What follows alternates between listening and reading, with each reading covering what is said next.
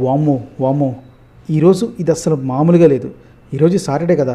నాగార్జున గారు వచ్చారు. ముందు ఒక 10 నిమిషాలు అందరితో బాగానే మాట్లాడారు. కానీ కొంతసేపటికి అందరిని ఒక రౌండ్ వేసుకున్నారు. అదేంటంటే మీకు టాస్క్‌ల గురించి గుర్తుంటే లాస్ట్ టాస్క్‌లో నైనికా క్లాన్ అలాగే అశ్మి క్లాన్ ఇద్దరు కూడా ఫౌల్ గేమ్సే ఆడారు. పైగా దానికి నిఖిల్ కూడా సపోర్ట్ చేశాడు. ఫౌల్ గేమ్ ఆపండి, ఆపండి అంటూనే నిఖిల్ కూడా సపోర్ట్ చేసేసరికి నాగార్జున గారికి పిచ్చ కోపం వచ్చింది. అదేంటి ఎవరికి వారు ఇంకా అలా టీమ్స్ అయిపోతే రూల్స్ ఎందుకు ఇక్కడ? సరే వాళ్ళు ఫౌల్ గేమ్ ఆడారు. యాజ్ ఏ సంచాలకుడిగా నువ్వేం చేయాలి? బిగ్ బాస్కి చెప్పాలి కదా ఇది పరిస్థితి అని. చెప్పకుండా నీకు నువ్వే నిర్ణయాలు తీసుకుని నీకు నువ్వే గెలుపుని డిసైడ్ చేస్తావు నిఖిల్. చాలా తప్పు నిఖిల్ ఇది. నీ నుండి ఈ తొండాట నేను అసలు ఎక్స్పెక్ట్ చేయలేదు అని చాలా సీరియస్ అయ్యారు నాగార్జున గారు.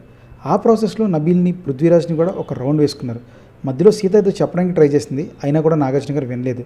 నిఖిల్ని మళ్ళీ ఏదో అనబోతుంటే ఈసారి సోనియా నాగార్జున గారికి సార్ అది అని చెప్పి స్టార్ట్ చేసింది. కానీ నాగార్జున గారు వినే పరిస్థితిలో లేరు. నువ్వు ఆగు సోనియా, నీకు నిఖిల్కి సపోర్ట్ చేయాలనుకుంటే హౌస్లో చేసుకో, అంతేగాని నా దగ్గర కాదు. బిగ్ బాస్కి మీరు రెస్పెక్ట్ ఇవ్వకుండా ఇలా మీ ఇష్టానుసారం చేస్తారా? సెన్స్ ఉండక్కర్లేదు అని చెప్పి లెఫ్ట్ అండ్ రైట్ ఇచ్చేసారు. సో నాగార్జున గారు మన కంటెస్టెంట్స్ మీద అలా రియాక్ట్ అవ్వడం కరెక్టా కాదా అనే మీ అభిప్రాయాన్ని కామెంట్ చేయండి.